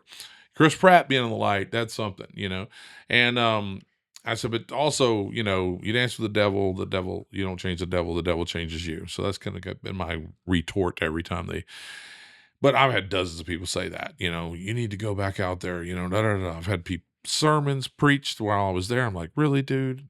Thinking that they're just like coming at me when they weren't. They didn't even know I was talking to them, and, but on the plane back to Houston, Texas, I sat next to a priest, and I kind of thought I didn't think he looked like a businessman. He didn't have his collar on, but he looked different. So, hey, what do you do? He says, oh, I'm a priest. I'm like, get out of town. You're a priest? He's like, yeah. So I started talking, and I said, well, I'm actually in the ministries. Really? And so I tell him about mine. I said, well, now, so you're just like a Catholic priest? Well, I'm not just a normal Catholic priest. I'm an Opus Dei priest, I was like, Opus Dei, like, y'all flog yourself? And all these, no, that was fiction. Like, that was it Brown? What's his name that did that? Something that he did, with Tom Hanks and all that. What's that show? Da Vinci Code. Yeah, that Jerry Brown, no, something Brown is the guy who wrote it. Anyway, he's like, yeah, that was not. We don't. I said, well, what are y'all? Like, what are y'all different?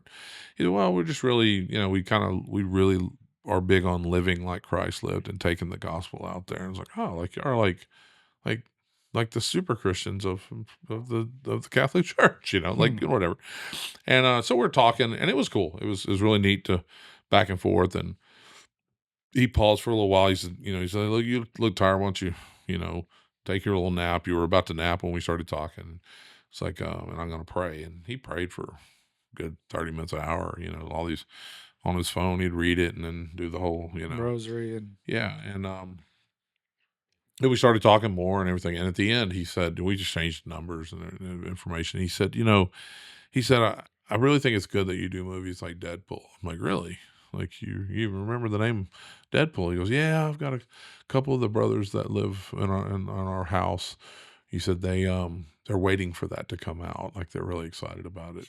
I'm like, really? He says, yeah. He says, I just think it's good that you do these movies like that because you can reach people I can't reach. And I was like, oh, really? I was like, Lord, like, you gonna have a Jehovah's Witness knock on the door Saturday? And I was like, you think I'm over fleecing this a little bit? Like, so I'm like, okay, Lord. And I kind of feel like I'm going back toward Hollywood. Yeah. Really I expect to be there in January and really kind of get back into that system a little bit more. But that's a good Catholic priest story. Okay. And I've got his number, and I'm totally gonna, like, I've got all this stuff popping in New York, which I hope holds off till spring because I don't want to go to New York in the wintertime. But, like, if somebody wants me to do a Saved Savage in New York and and there was something else up there. And then, of course, Owen Benjamin lives up in New York. I really want to, I want to ride my bike. I want to ride through New York City and Manhattan and all that on my Harley. And then I want to go up and see Owen Benjamin. Like I miss that guy so much. And he's gone so nuts and crazy, and he's like flat earther, all that stuff. I'm just like, dude, we got to talk. This is awesome. So, so I kind of want to do that, and I want to go see that priest. I want to go hang out, just like hang out at his house for a day or something. And because like what happens, I guess, with Opus Dei, so I guess it seems like, again, I'm not but when they get a divorce or something, they decide to just stay married to God. Like they decide to do what Paul said, and just it's better to be unmarried.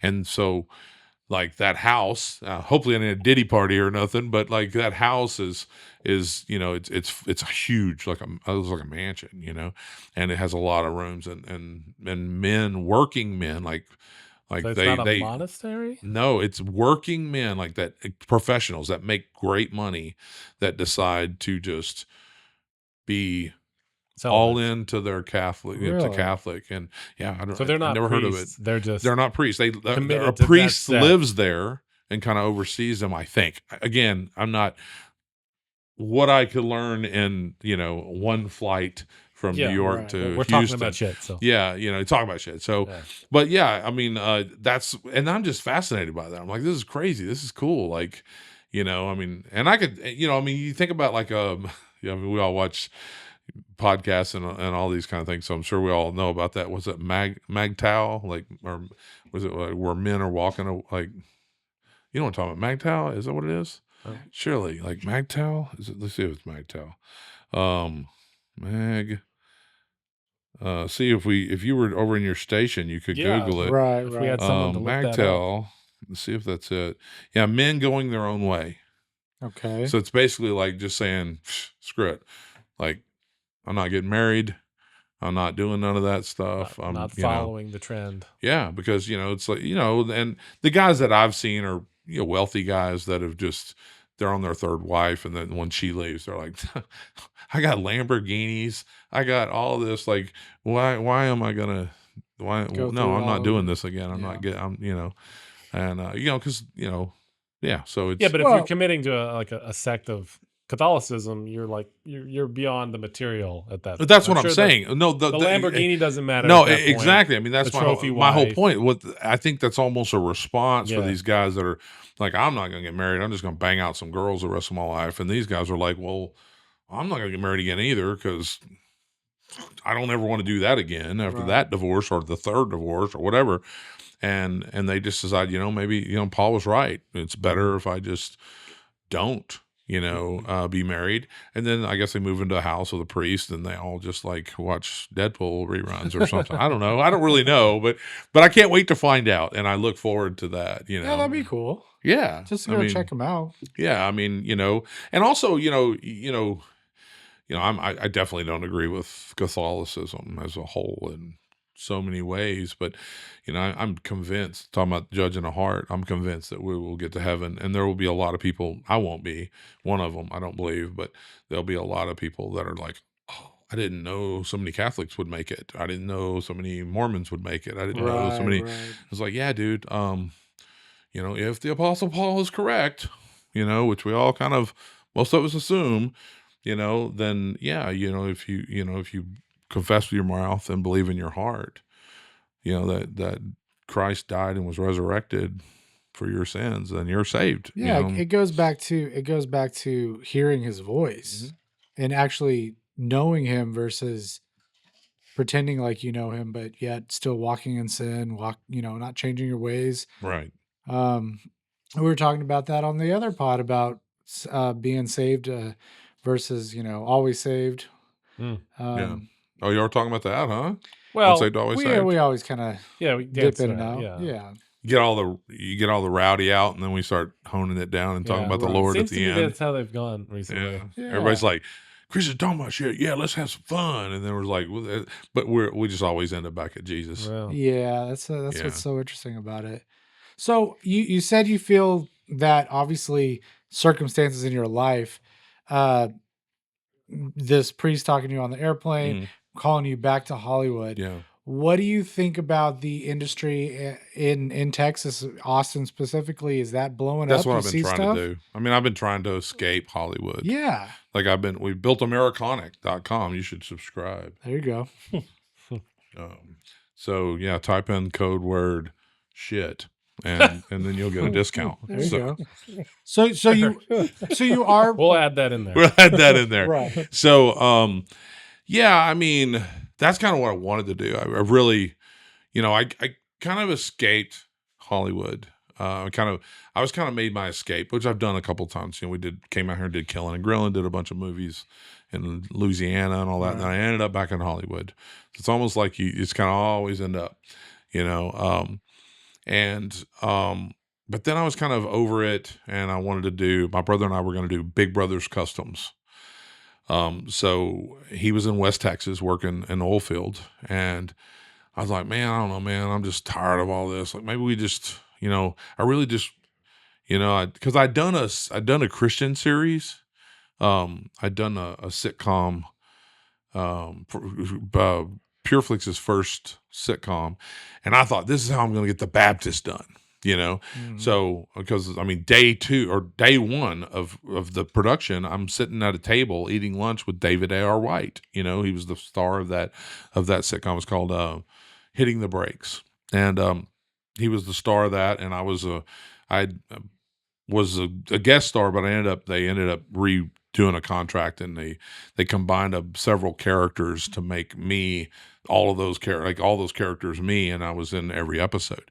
So it was really awesome. The coolest thing I've ever done, really, in a way, because that was my dream. I was on a sitcom in a bunny suit, acting foolish, having fun with people I loved, Christians, doing a Christian series, and the only thing that wasn't dreamy about it was that I made like, I don't know, a few $100 a week, or I don't know. It was really cheap. It was really low budget, and so that's the only thing that sucked about it. And I won my spot. Like I was just a guest star, possible recurring, and was going to be on the 3rd and the 6th episode. And then they just said, hey, we want to renegotiate. We want to combine these other characters. We're going to do a rewrite. We want him in every episode. I was like, wow, I won this spot. Like this is crazy.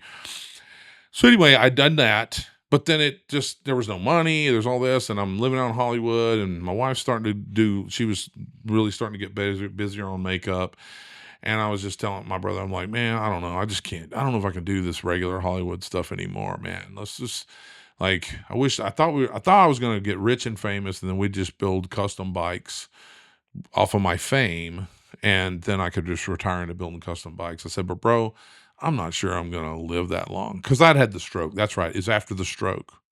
Yeah. No, it wasn't. Oh my gosh, it's pre-stroke. So I was like, I'm not sure if I'm going to live that long. See, oh wow, I didn't even put together. That's what it was, bro. I probably had that clot. My body knew I was like the second stroke. I probably had a clot floating around or something, and I was like scared, not knowing why I'm scared. You know what I mean? So anyway, I was like, I don't know if I'm going to live that long. Let's just, maybe I should just come out there in West Texas, and we start doing that. And he says, don't mess with my head, bro, because I will go find a building tomorrow.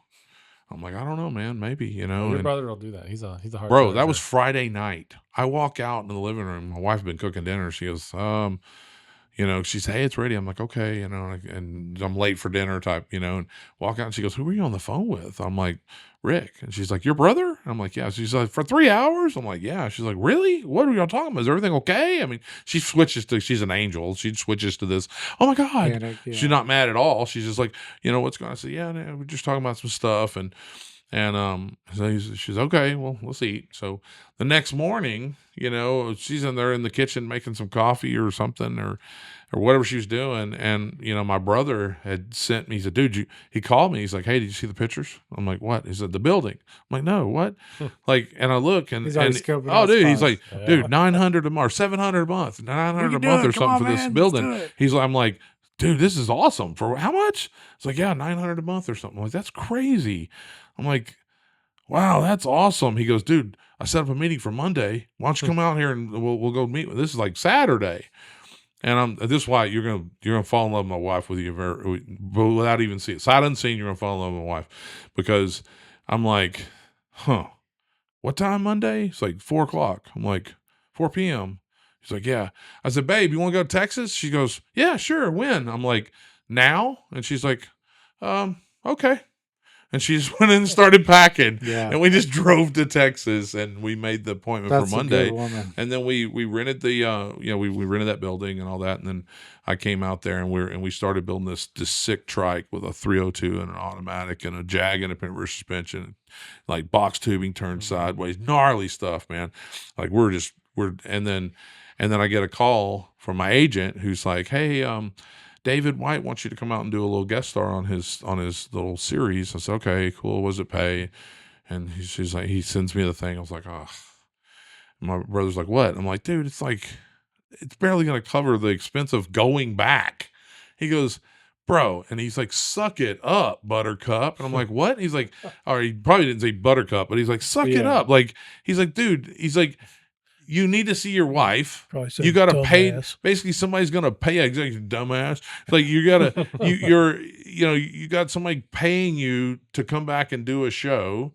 Go do the guest star. Get to see your wife for free. And you say you want to make Christian movies, and the biggest name in Christian movies is calling you, asking you to do something. I'm like, yeah, you're right. Totally, I'm stupid. So I go out there and do it. I play this clown. It was awesome. I get to play a clown. I was a bunny guy. I wore a bunny suit in the other one. Now I'm in a clown. I'm totally a clown, like made up and clown everything. And it was awesome. I got to see David, who I was, I love, and I'm sitting there. And then I left the set and he was kind of on set already. I was done with mine. I had to get all the makeup and wardrobe off and everything. And I was like, hey, see you, brother. I love you, and he's okay. And then I get to the parking lot and he comes running out the door. He said, wait, Randall, wait. And I was like, what? And he comes and he says, man, he said, hey, I want to say goodbye. I'm like, okay, cool. It's kind of weird, but okay. Well, call me, And he goes, hey, I've been looking, you do some really high quality content. You produce some high quality content for a low budget. Well, yeah, thanks, man. Appreciate that, He goes, would you like to pitch a series to PureFlix? And I'm like, yeah. Man, I always wanted to do this kind of kung fu, modern day kung fu type of thing, and he's like, oh, we would love we would love an action. That would be great. And I'm like, okay, cool. Yeah, I totally want to do it. He goes, well, hold on. It pays, this is the budget and it's kind of a weird way of payment and the way you've got to raise the money and then we pay it back. It's kind of a weird thing. I don't want to go into too much, but, and I'm like, that's okay, but you get paper. You give me paper. I was like, I can raise the money if you give me paper, So he's like, okay. I'm like, cool, man. How many season arc do you need? How much? He's like, dude, you're pitching it to me. I just need you to pitch it to me. I'm the one who says yes. I'm like, okay. Went back. I had back to our original question. Okay. Mike, I'm back in West Texas. Michael Kruger had been wanting me to go, and he has the best Western ever written, and he's going to go raise this money and to make it. And he had asked me if I'd help him produce it. I'm like, yeah, bro, but God, a Western, so expensive. The wardrobe budget alone is worth more. I can do 10 movies for the wardrobe budget. One little plane flies by, one little I don't advise you to start on a Western, And he goes, well, I'm going to do the Western, the best Western ever. I'm like, okay, cool. I'll produce it. And so all this stuff is going on at the same time, right? All this is, and this guy, Landon, Landon, God, what is Landon? I just call him Landon so much. I forgot his, anyway, Landon McDonald, I believe. But anyway, Landon, my boy Landon, he's my little brother. I love this guy. We're really close, even though the Saved Savage patch, he came up with all that. He's a brilliant guy, he writes stuff, all that stuff, writes stuff for us. And he had called me and he wanted, he was about a deal. Somebody wanted to option a script to his. And somebody wanted to option a script to his. I was giving him advice, and I was kind of giving him advice like, dude, what else you got going? Just do it. What's your problem? It's kind of hard on him. I said, I'm going to be drinking my coffee for 30 minutes and I'm going to be building my bike and I'm not going to take your call. I was kind of a jerk about it. And And then I finish up and I hang up and I'm like, I just was hard on this kid about his baby, his first script, or whatever. And I have a chance to pitch a series, and it's been 2 or 3 weeks, and I have not done this. So I was like, so I sat down and I just wrote out like 6 episodes or 10 episodes or something. Like I wrote like the premise of all of this show, and I sent it, and then I was like, well, that's pretty good. I read it a few times. Well, he did just say send it to him. I was thinking about building a deck and all this kind of stuff. Yeah. So I just sent it to him, and he hits back and he said, I love it. I want it. Like a few hours later, I was like, close the deal, man. Close the deal. I'm like, okay, what do I got to do to get paper? This was the Kung Fu one? It was called Narrow Road. Okay. And a narrow road. And it was, and I said, it was a guy that's roaming around from town to town to, helping people, like Kung Fu. So anyway, I send it to him. He answers a couple hours later. I want it. I'm like, what do I got to do to get paper? He's like, and send him paper. We want this. Boom. Oh my God. Like today, I started with coffee, helping somebody else. I have a series in play. Right. And, so this is what's really crazy. It's a crazy Hollywood story because, like maybe the next day, Michael was like, hey man, I got you. Why don't you go talk to his investor with me to get, I think he might do half the money for our, $20 million or $30 million, Western. Right. And I was like, I said, bro, I'm going to make this horribly douchey. Like this is a horribly douchey thing to do. And you may hate me for it. You may never want to talk to me again. And I get it.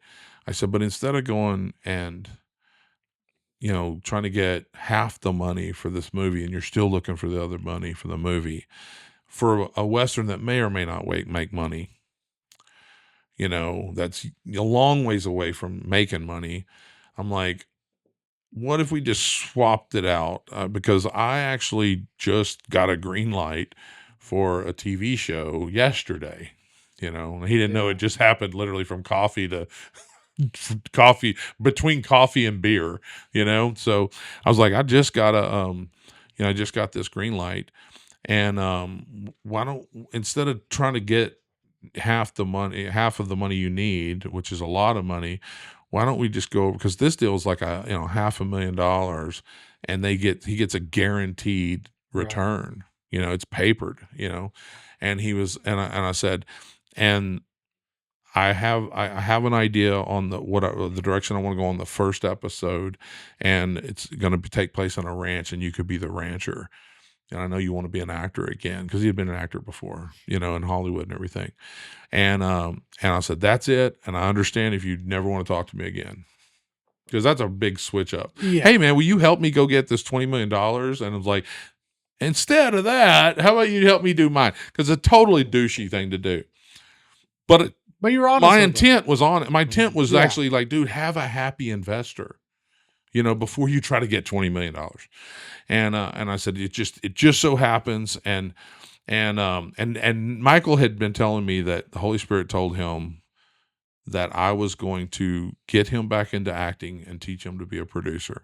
That's what he told me that for like a year, maybe more, because he had brought me a couple of deals that I walked. I said, no, I'm not dealing with that guy. It's crazy. And he's like, but the Holy Spirit told me you're gonna teach me to be a producer and you're gonna get me back. I said, well, not with that guy, because that guy's crazy. Right. So anyway, I told him, I said, here, bro, that's my pitch. I understand if you never want to talk to me again. I would not even be upset with you. Long silence, awkward silence. I'm like, oh man, he's totally about to just start cursing, and he don't really curse. So I'm just like, oh, he's about to curse me out, And he goes, well, sounds like to me, the Holy Spirit it was right, and you're gonna teach me to be a producer, because I told him he'd be an executive producer and he could be a star in the first episode. He says, you're gonna get me back into acting and teach me to be a producer, and that's how all that happened. So that happened. So we went. That was like from Tuesday or so to Friday. We went to this past week. No, Oh, it was no, the this is- way back in the Okay, back, way back in the 2018. year 2018. 2018. We went so Tuesday I pitched it, and it was greenlit the same day. By Friday, we had an investor saying, "Yeah, where do I need to wire the money?" Yeah. It was never has happened before, probably never will happen again, but hopefully it does. Lord, I don't want to say that. I was about to So, say that's yeah, the, I don't that's want the to say Lord. that. I That's want the that Lord's hand exactly. right there. Happened quick. So that's how that happened, and then so then the next week he sends me. I don't know if did you just call me? No, he calls me. He says, "Hey man, that rider that I took you to meet out in Tenaha or Garrison or whatever." I was like, "Yeah." He said, "Man, he's got a great concept for he's got the whole season all figured out." I'm like, "Of what?" And he goes, "Of your show, Narrow Road." I'm like, "And how does he even know about it?" And he's like, "Well, I told him about it. He let him ride it. You should let him." I'm like, "Bro, like this is highly inappropriate." Right. And it's like, "Well, here's his number. I just texted him your number. Give him a call." I'm like, "Oh, I'll give him a call." And I hang up. And I'm just like, "What?" And it's ringing, and I'm just like, "This month, like what?" And I'm like, "Well, wait a minute. He don't even know. Michael's the one I should be mad at, not this guy." I'm like, "Hey man, what's going on?" And we start talking, and So it was Amos. to Amos, and Amos, You got this Yeah, fly yeah, on your right. head. Amos don't even know. I thought it was sweat. I Yeah, was just whack. gonna No, leave no, it. no. So anyway, he. I said, "Well, don't know how you know about this. Highly inappropriate, but tell me what you got."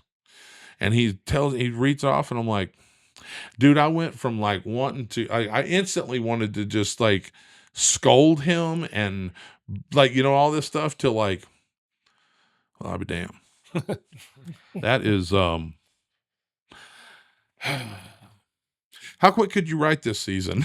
It's and literally it went from that's how Yeah. that is really, we had met once before, like Yeah. a month before or something, and then now all of a sudden we were thrust together by Michael Kruger in this awkward and crazy, but Right, hey, right. at the same time looking back, like, look at what I did to him. I took him, That's what I I was took about his to investor and went and said, we shoved him over here to do this, and we're talking right now about me and Kruger have been talking about us all doing another series. So That'd be cool. it's pretty cool. we man. need more entertainment that's just not only just family friendly, but to its core, everyone involved is somebody of faith and just Yeah. and express the creativity that God designed in us. I was listening to a podcast the other day, back on the podcast, but this guy was really talking about interactions with angels, and he was praying really fervently, Lord, I pray that you would give the angels new songs to sing. And then he just kind of stopped, and the Holy Spirit talked to him. He's like, angels can't create, Mm. humans create. That's your job. You need to write those songs. Mm. And then they'll take those songs and they'll sing them and praise the Lord. Wow, that's crazy. And man. that changed my whole perspective with regards to angels and that design. That right there as a whole Let's see if we have time for this can of worms. was just mind blowing to me, because as he's telling this story, I've prayed prayers similar to that without even thinking, all right, Lord, no, you're the one that's supposed to be stepping into that and creating that and glorifying God. So I'm all for, there's been some, growing up in the church, obviously the Christian film industry has been a little not so professional Right. in some cases. And me and Amos have talked about it Lacking, before. though. Yeah. And it's like, man, I think it's time. Well, see, now I'll tell you on that, and I have two things I want to touch upon because I want to go back to the angels here in a minute. Okay. But on the creativity side, one, we're created in the eyes of the Creator, the ultimate Creator. Okay, or we're the image of the ultimate Creator. So that I think it says on my website, like, I create because I must. I mean, Yeah. I am not happy when I'm not creating. Right. I just not. It's just death to me. So I that's how I feel. Now, as far as what I want to create, I personally don't want to create. I don't want to do another show for PureFlix. I will. I'd gladly do it if y'all want to call me. But phone works. I think. Yep. Yeah, Yep. yeah, Still yeah. There we on. go. So anyway, but I don't really want to do that. And maybe that's why it's getting squashed, because God's like, no, that's not what you want to do. Why would I create something for you not to do what not? Because I don't want to preach to the choir. Yeah. I want a mainstream show that has like this thread or this sprinkled in of this, like, that's this root, that's this like underneath current that they don't even know where they're going. Yeah. And then it takes them to Christ. So that's really what I want. Yeah. That's So awesome. we've, where it's more of I want it to be more of like a Sons of Anarchy for real. Whereas Sons of Thunder really wasn't, because that ended up showing that, they changed the name to Sons of Thunder. From Narrow Road to Sons from of Narrow Thunder. Road to Sons of Thunder. I still think Narrow Road was a better name, but it might have been the success. I mean, collaborative. I mean, a film is a collaborative art form, man, like a lot, big time. So they, that little piece of it could have been a huge part of the success, just by doing that. I think it takes a big leap of faith for creative Christians out there to really not focus on mimicking Hollywood, but to really look inwardly and to communicate with our Heavenly Father and that Holy Spirit to really guide the creativity. Yeah. I was in a prayer meeting the other day. I used to doodle all the time. There's definitely an artistic bone somewhere inside. Mm-hmm. And I've been really struggling with trying to figure out how my creative artistic being relates to a God that makes such a wide variety of human beings, because I'm not a ABC planner. I'm not a list writer. I'm not that type. And I'm sitting in this prayer group, and usually our routine is just to kind of write down our Thanksgiving, write down, things that, that are on our mind that the Lord's kind of laying on our heart. And for whatever reason, I flip that paper over and I just start doodling. And before you know it, there's this little, nothing crazy, but a little picture of this mountain and this setting of a castle and a river flowing through it. And the Lord just really said, freedom just kept on coming up, freedom. And I just wrote that on the top, flipped it over, looked up the definition for freedom, and wrote it on the back of it. And the Lord just said, hey, hand this to somebody in this group. I have no idea where that went, where that seed went. Yeah. Couldn't even replicate that picture or whatever. But it's time for Christians that are creative, that have an artistic bone in their body, rather than trying to mimic what other podcasts are doing. What do you think holds that back? What do you think holds Christians back from doing that? Oh, it's a loaded question because I have an answer. Yeah, no, it's in my opinion. Like, it depends on what standpoint you're coming from. Are you a writer first, or are you a Christian first? Are you someone who is a Christian who says, I want to make movies? And then you're going to go, well, I'm going to make it a sermon. I'm going to it's a Christian podcast. We got to put Christianity first, not just in the podcast, but in our daily lives. Yeah. Yeah. Which we're putting Christianity last because that's what we evolved. We're talking about. But when your agenda comes first in your story is always going to lack. And Christian filmmaking as a whole, or I'd say as a strong trend, is the problem in the story is why do you think they put their agenda first? Because set up. Because they want to. When they want to be filmmakers, they see it as a way of getting their message across to an audience. I think a lot of them want to be filmmakers first, though. I think there's a bit of ego there. Right. What do you think? I agree. I mean, like I asked you the question, and I agree. I mean, you're going exactly. But we talked about this before, but yeah, I think the underlying agenda really, because it's not genuine. You're trying to almost. Well, why does that stop Christians from creating?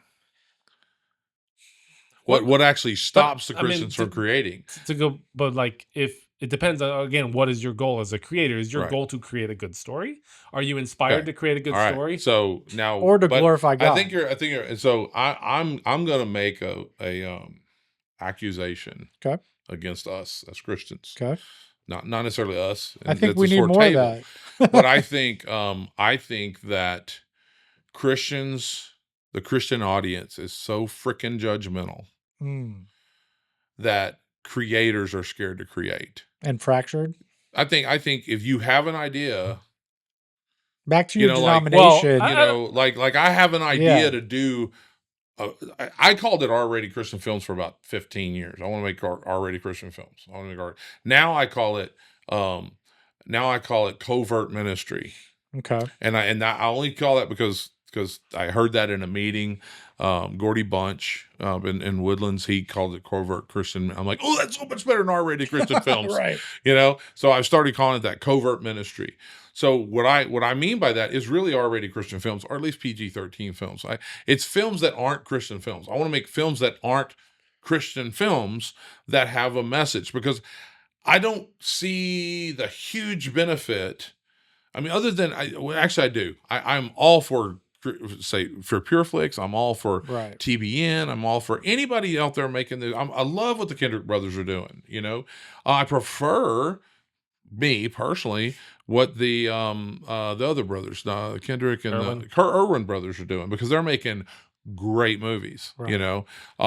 At least at their capacity, or what Dallas Jenkins is doing. Making great quality stuff. But think about it. How much shit does he take from the Christians? Yeah. But I think he might have made the best. Okay. And oh my Lord, they nitpick every little thing. So, but I think is it the Christians' fault for squashing creativity? I think that's a very loud minority, though. Because I think there's a big audience out there of Christians. Well, of course, but the minority is how many people are transgender, or how many people are like what? And then this changes the whole. They're damming up rivers and knocking down mountains. Just a few, to change the course of America. And the same thing with the Christians. I agree. It's a few people that get out there and talk loud, but then, man, I mean, that's the way we are. It's like. We're like, you can have build 1 million bridges in your lifetime, and one falls down. No, you don't know that story. Oh gosh, y'all are gonna kick me off of. How am I gonna get kicked off of? So, you know where I'm going. There's an old saying in construction: build 1,000 bridges in your lifetime, but suck one. You're forever known as not a bridge builder. Right. Yeah. Okay. Sure. So, I mean, that's what it is. So the same thing with, Dallas is get all this fan mail, but then 5 people hate it. And then somebody does a podcast about it. And then everybody's talking about, oh my God, did you see what so-and-so said on the Chosen? That wasn't in the Bible. Yeah. And it's like, good Lord. I mean, to me, now you may disagree with me. You may go, hey man, I don't think you should be doing. I mean, honestly, if you want to go that hardcore about it, you shouldn't depict Jesus and on image at all. Well, and okay, I mean, if you're really going to say, well, he's variating from the Bible and you shouldn't, well, then maybe we shouldn't have a picture of Jesus. Pull those. I know people that don't have pictures of Jesus at all because they're that hardcore. But also, back to your point of preaching to the choir. Maybe God isn't sending you back in to mimic Hollywood back to other Christians, right? That in itself, and Christians will criticize and cut down each other. I can tell you why God's sending me back. Okay. Because it happened. So after the priest, right, on flight home, Sister Karen picks me up at the airport at 10 o'clock at night, drives me out to Mickey Finn's, who's been lighting me up all day on this podcast. Mickey, leave me alone right now. No, I'm just joking. So, I'm on a podcast, but, drives me out to Mickey's house. We load up our Harleys into his trailer. And the next morning we drive out really early to New Mexico. Went to Lovington, New Mexico. We slept there. We got up the next morning. We rode our bikes to Roswell, New Mexico. Yeah, Roswell. And we went and we rode our Harleys, and like we met up with other bikers along the way, and we all rode our bikes into Roswell Correctional Institute or whatever it is, the facility or whatever it was called, Roswell Correctional something. And we rode it into the yard, like the baseball field, and they had a setup, and we do our services and have music, and we have sermons, and then we're praying for people, and I prayed for, like, bro, change your life. Like, I prayed for so many men that just, I'm gonna get out and I want to be a good dad, I want to be a good husband. I'm just like, man, it was just heart-wrenching, man. And then people start coming up after the prayers, 50 people we prayed. I probably prayed for 20, 30 people. And then people are coming up and going, hey man, can you sign this they had like little raffle tickets. Can you sign me an autograph? Can you give me an autograph? So I signed like probably 200 autographs, right? Do you know how many of them knew me from Sons of Thunder? Probably 0. Maybe twice, maybe 2. Yeah.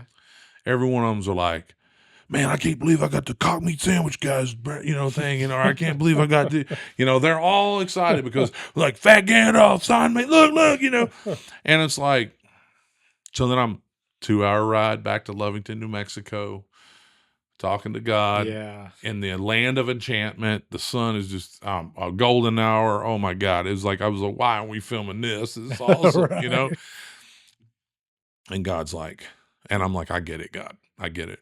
You're right. I'll do another Deadpool. I'll do another whatever. Anything you want me to do, I'll do. Because almost no one in that prison knew me from anything else other than the stuff that I might be ashamed of. Right. And I'm like, I get it. I'll go back. And that's literally, and that was that moment where I was just like, I get it.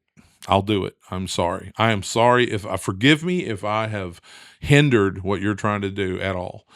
And then we rode a little. Now then it gets funny.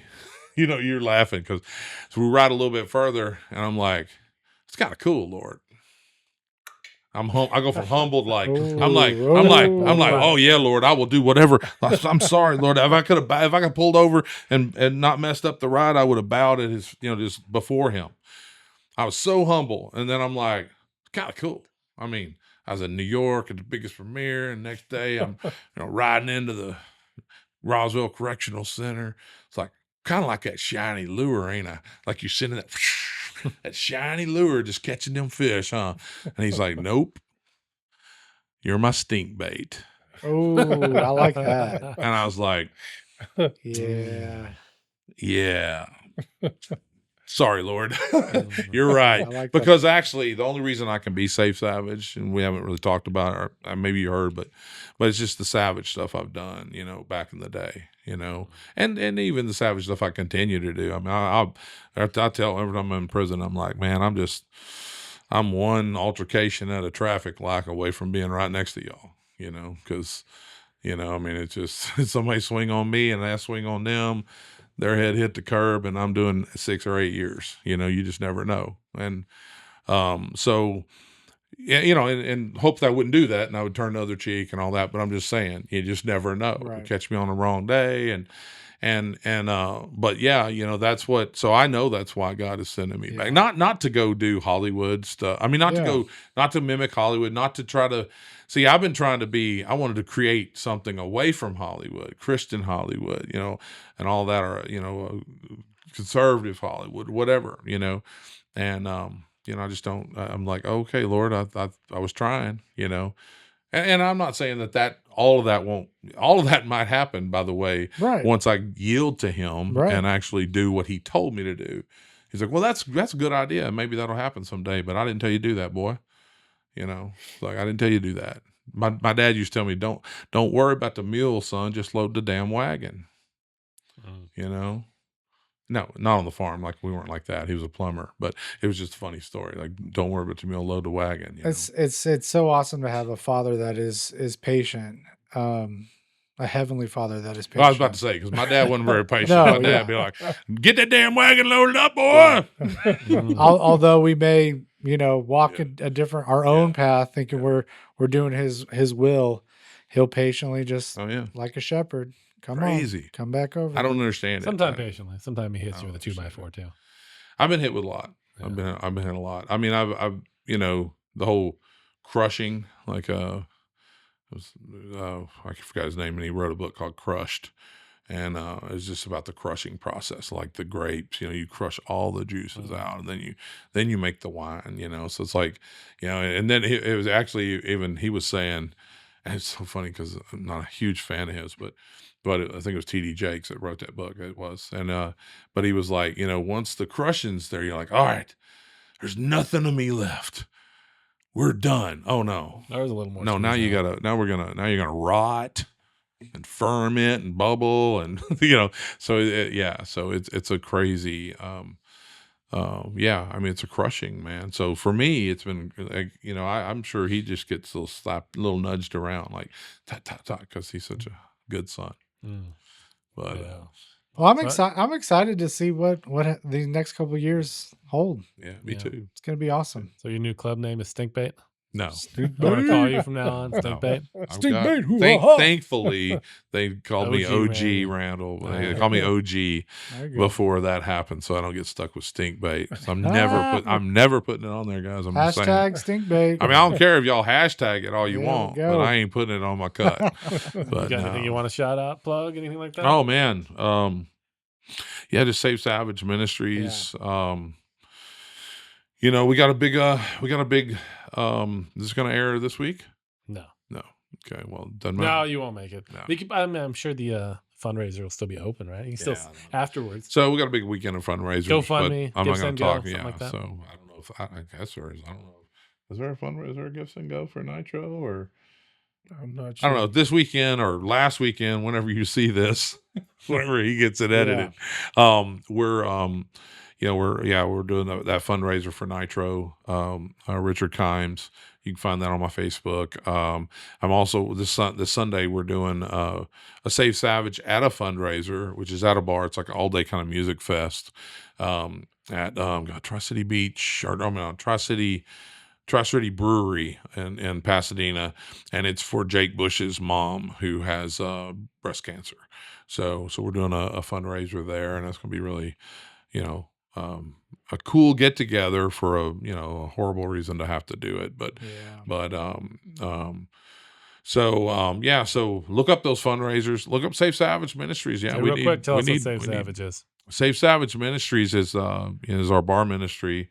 Well, I mean, it's more than that, but it started as a bar ministry where we go into, but we definitely, that's our common thread that keeps us going, is every Sunday in a bar or multiple bars around the country, there'll be a 2 p.m.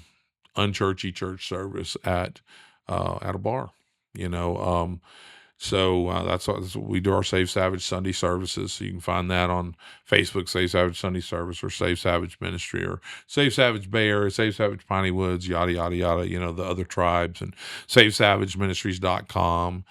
You can hear about that. See some really well-produced documentaries. Okay. I don't remember who produced those things. But check them out. Yeah. So check that out. Check out SavedSavage.com. I mean, that's about it, really. I mean, there's all kinds of stuff that that are in the works that about, and we're in the works with it. But right now, that's what I got to plug. I think. You got anything to plug, Byrd? Americonic. Got anything to plug, Byrd? No, sir. No. Well, thank y'all so much. This has been awesome. Yeah, thanks for coming. I'm sorry that Byrd's talked too much. He's really can't take him out much. So what can I say? Motor mouth. The motor mouth. That's it. All right, but hey, man, you and I talked when he didn't get. We didn't even get to talk about the angels. I know it. Like the angels being AI. Come on, man. We'll talk about that next time. Next Angels time. being AI. I don't know. We're thinking about doing an after dark special or something. Yeah. All right. After hours. After hours. After hours. All right. Thanks, See Randall. Byrd, we'll see you. Thank you all. Yes, sir. Love it.